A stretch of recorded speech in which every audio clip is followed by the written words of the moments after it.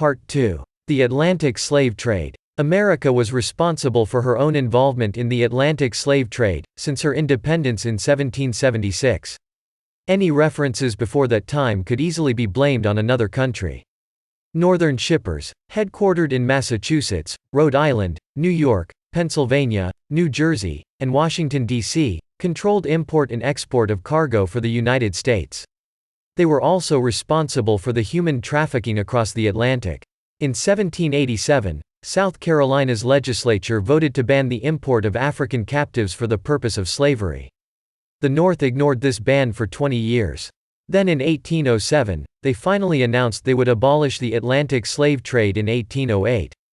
That year, there was an increase of slave ships, bringing African captives into the U.S. before the timer ran out.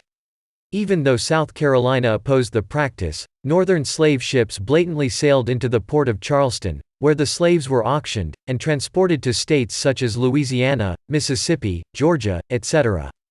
So once the Atlantic slave trade was abolished, do you think the Northern slave traders closed their doors?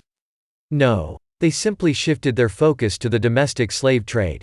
Human trafficking continued, as the slave traders bought individual slaves from Maryland, Delaware, and Virginia, then sold them to plantations in the Deep South.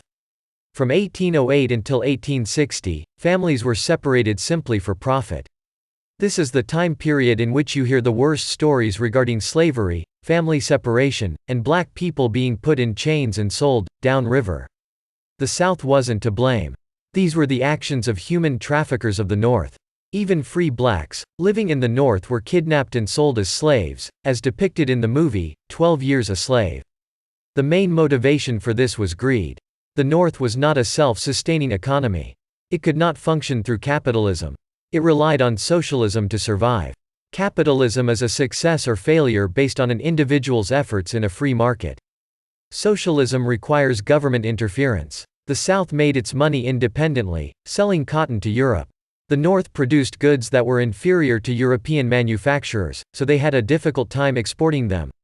Even the South preferred to buy foreign-made goods.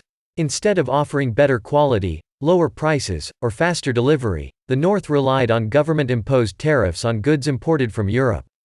The money, extorted from the South, funded the economy that captured Africans and sold them into slavery. At first, this tariff was around 11%, but that wasn't enough to prevent the South from continuing to buy goods from Europe. So the tariff increased to 20%.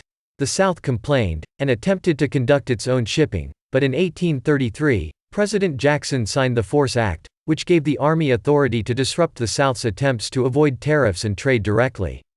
When warships threaten cargo ships, this is known as piracy. Vice President John C. Calhoun resigned his position in order to fight for the South. With the help of Henry Clay, a compromise was offered, whereas the North would reduce the tariffs over a period of 10 years.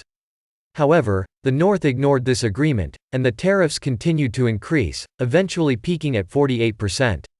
The North also declared that any attempt to avoid the tariffs by a U.S. state would be considered an act of treason, giving them an excuse for a military invasion. The only solution was for the South to declare sovereignty and secede from the Union. That way any Northern attack would be aggression, and not a defensive reaction to treason. An unprovoked military invasion would be viewed as an immoral act of tyranny.